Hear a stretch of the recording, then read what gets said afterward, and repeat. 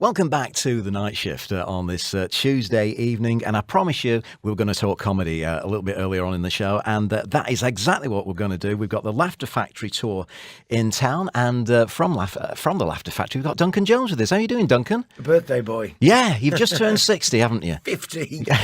Come on, get it right. Look at that. Is that something to laugh about, or what? No, I got my senior bus pass, so I was very happy. Awesome. Now, you've got a tour. In fact, you've almost always got tours going on at the moment. Every month, yeah, every month. Now, this one you've called the Disorganized Chaos Tour. How did you get that name? Well, if you were off stage with us, you'd understand the reason why.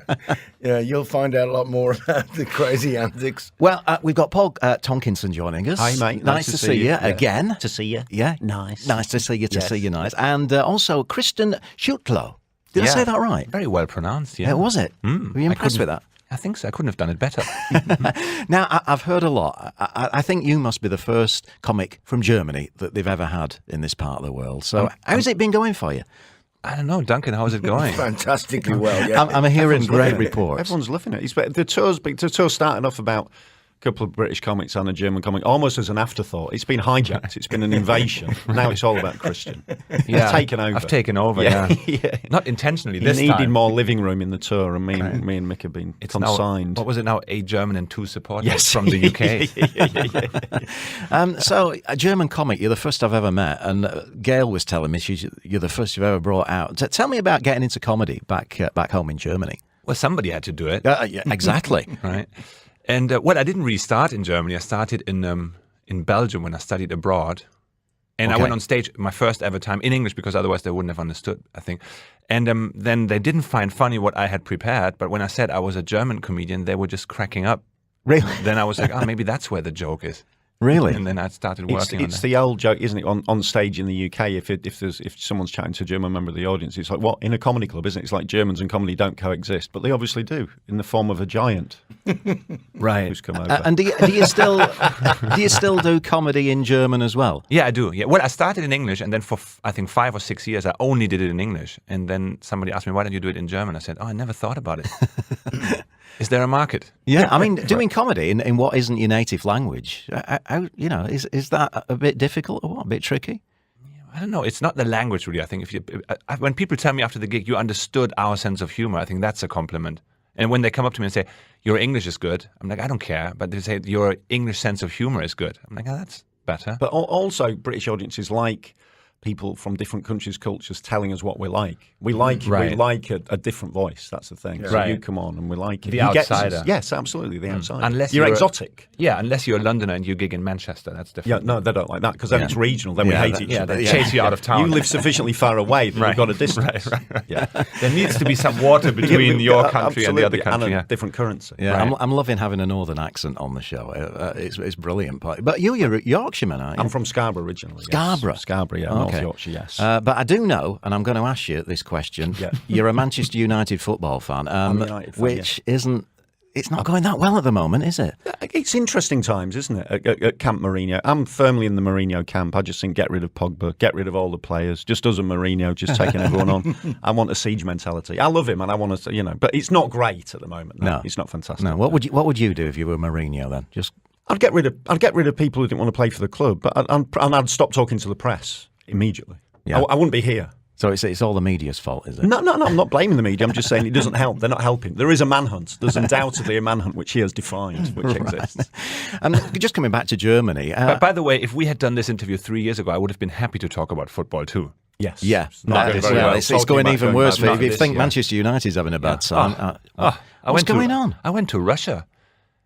I arrived in Russia the day Germany got kicked out by South Korea. Nice. And Good I was timing. there, and I had accommodation booked for the semi-finals and all that, Well, talking about German cockiness, being punished right away. So what about the audiences, guys? What have they been like this time around? Because I know, Paul, you've been a few times. They've been really lively, as they always are. There's always characters in the crowd. It always kicks off in different directions, interactions. People get drunk, can be a problem. People who don't get drunk can be a problem, but in a good way. It means every show's different, and it's been really good as ever. The crowds here are always fantastic. They're getting more international as every year we go. We return at the moment, but that just makes it just a different flavour, more interesting to play. Yeah, Christian, any Germans turning out to see you? One German, I One, think. a We token. found one German. We had like a couple of Chinese. So it's a wild mix of nationalities. Good fun. Yeah, Some yeah. got a bit upset, but that's the goal, isn't it? I suppose it is. Yeah. I've got to ask you guys how you both got into comedy. Paul, what made you take this road as a career? I was selected from birth to join a stand-up comedians training camp, and immediately moved to the foothills of Himalaya, whereupon I studied observational humour, mostly around nature, before graduating into people at about the age of 15, and just went from there. Really, comedy clubs from the age of 8 or 9, just mass-produced, which is why I'm working now for the Laughter Factory. The clue's in the title. It's a factory. Factory. What about you, Christian? It is a very German approach, I would say. Right? Yeah, same here. We met there. We met in Kathmandu, didn't we? Yeah, we did a little open mic spot in Kathmandu. So they turn out comedians, do they? Doing a 7-minute slot for Soup. We're working for Soup. Very little's changed, actually, in the meantime. Oh, yeah. How's comedy changed, though, for you, Paul? I mean, in my day, it was the Bernard Mannings and the Jim Davidsons. Yeah. It's a different jungle now, isn't it? Yeah, now there's just more people doing it. That's the main thing. You've got people from Germany doing it. I mean, it's radical changes happening in the industry, and that's the main thing. But it still remains the same. You just got to be funny in rooms with people watching you. I suppose the big difference now is everyone writes their own material and stuff, and maybe your old school was more shared material. But it's still funny people. People know very quickly whether you're funny or not. But now, these days, you can't really have a go at people like they did back then, or certain, societies, members of society. That's not done, is it? You've got to be careful with anything that could be construed as racism or even sexism nowadays. But having said that, it still can get fairly spicy at gigs, and you can still absolutely slaughter someone in the front row if they're annoying everyone. There's still things get said that don't get said in normal environments, which makes it such an exciting thing to go and see. So you slaughter people on the front row? If they deserve it, yes. Yeah, absolutely. Well, it's the old rule, isn't it, that you can only punch up, you can't punch down, and it's difficult when you're a 6'7" German, to punch up.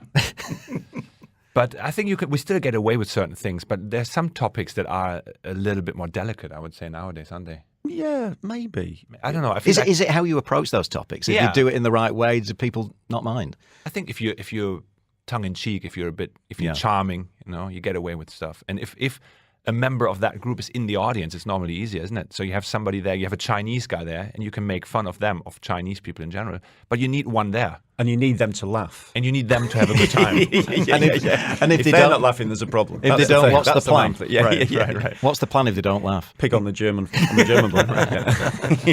Find another victim, Change isn't tactics. it? Yeah, absolutely. I also want to touch on your cooking. Apparently, you're a bit of a whiz in the kitchen, Paul. Well, I think this is referring to my victory in the come down on the final. It is. That was a while ago, but it was good. I'd like to state here that it was all my own doing. Mick Ferry, the other comic on the tour, has been suggesting that I had a professional chef in to cook my dishes for me. But no, I didn't. It was mine.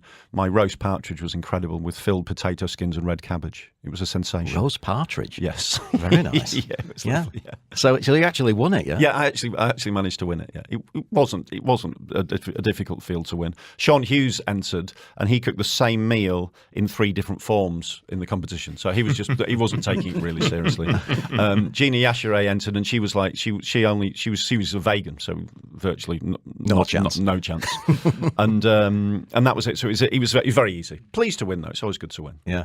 So as well as doing the shows, what are you getting up to in the city while you're here? You've had a good laugh, haven't you? You had a good time yesterday. I went to an amusement park and it was empty, quite empty. So it was very nice and fun. But I went on too many rides. I was thinking I'm 15 again. I can just go on all the roller coasters. Now I can't feel my right shoulder or my left elbow. I limp like an old man. It's ridiculous. Yeah, because there was no queues. Oh, wasn't there like 12 queues. people when you arrived or something? So ushered more staff than people. I was being welcomed by like a group of staff members. Midweek, you say. Midweek. What about you, Paul? I mean, you're a veteran here. What do you like to do when you're here? I like to stay in my hotel room at 3 a.m, sweating my own body weight. And then I get up in the morning, stumble down for breakfast. I've been writing, actually. I've been commissioned to write a book, so I've been writing a lot. I haven't been going out a lot, to be fair. Okay. And I've been just really enjoying the gigs and going to the gym and hanging out with the guys. We've been watching the football. We've been going down the clubs and bars of an evening, and it's been really good fun. Yeah. What kind of a book? It's a book about the marathon. It's called 26.2 Miles to Happiness, Why Running a Marathon Makes Everything Better. Wow. And it's Short title. Yeah, it's open brackets, and it's coming out in 2020. But I've got to do the first draft in the next few months. I've been really rushing that. Awesome. You're promoting a book you haven't even written yet. No, but it's been commissioned. It's a real thing. Right. It's going to be great. It's going to be awesome. Yeah. Duncan, where can we catch the guys this weekend? Well, you're very lucky. This weekend, you've got 2 gigs lined up for Thursday, which is a thing we've been doing a lot this year, like doing an early show, 7 o'clock show. Yeah. That's up in Media One. That's up on, I think it's 42. Okay. Up on 42. It's a great venue up there. And then we move on to our brilliant venue, which is the Grand Millennium, for our 9 o'clock show.